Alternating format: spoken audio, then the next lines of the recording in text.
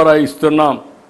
రేపు రాబోయే చదువుకోని వాడు కూడా ఒక ఫోన్ కొట్టి హాయ్ అని మా ఊరికి పలాంది ఇక్కడి నుంచి పలానా ఊరికి బస్సుగా టికెట్ కావాలంటే నేరుగా రిజర్వ్ చేసి మళ్ళీ ఇన్ఫార్మ్ చేసే విధానానికి ఏ సర్టిఫికేట్ కావాలన్నా ఇచ్చే పరిస్థితికి మనం శ్రీకారం చుట్టాం.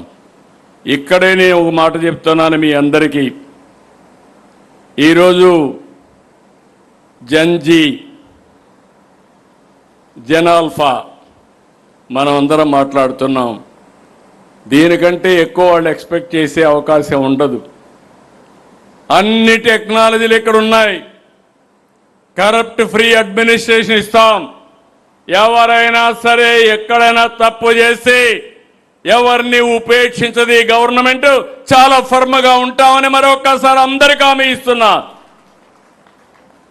అలాంటప్పుడు మీరు ఏం చేయగలుగుతారో ముందుకు రండి. ఆర్టీఐహెచ్కి రండి. ఇన్నోవేషన్ చేస్తామంటే చెప్పండి. చిన్నపిల్లలకు కూడా ఆలోచనలు వస్తాయి. ఆ ఆలోచనలు లాజికల్గా తీసిపోయే బాధ్యత ఈ ప్రభుత్వం తీసుకుంటామని చెప్పి నేను మీకు తెలియజేస్తున్నా. నేను ఎప్పుడు కూడా ఒకప్పుడు ఐటీ మాట్లాడితే ఆ రోజు చాలామంది అర్థం చేసుకోవాలా, నన్ను ఎగతాళి చేశారు. నేను ఆ రోజు మాట్లాడినప్పుడు సెల్ ఫోన్ మాట్లాడితే ఎవడికి కావాలి సెల్ ఫోను, పంప్ సెట్ కావాలన్నారు. నేను అన్నాను పంప్ సెట్ కావాలి రైతుకి, సెల్ ఫోన్ కావాలి భవిష్యత్తుకు అని చెప్తే ఎవరూ నమ్మలేదు. ఈరోజు సెల్ ఫోన్ లేని వాళ్ళు ఎవడూ లేదంటే అది ఈ పార్టీ యొక్క దూరదృష్టి.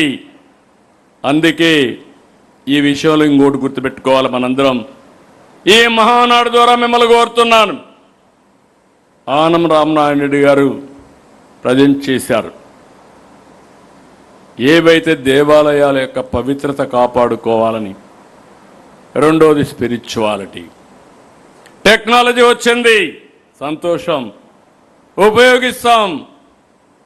ఎక్కడికక్కడికో వెళ్తుంది. నాకు ఏమాత్రం అనుమానం లేదు.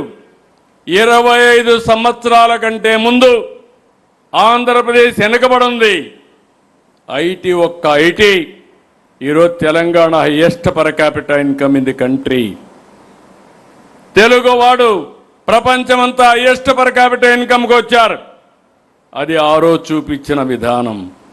ఈరోజు ఐటీ కాదు ఏఐ మాట్లాడుతున్నాం.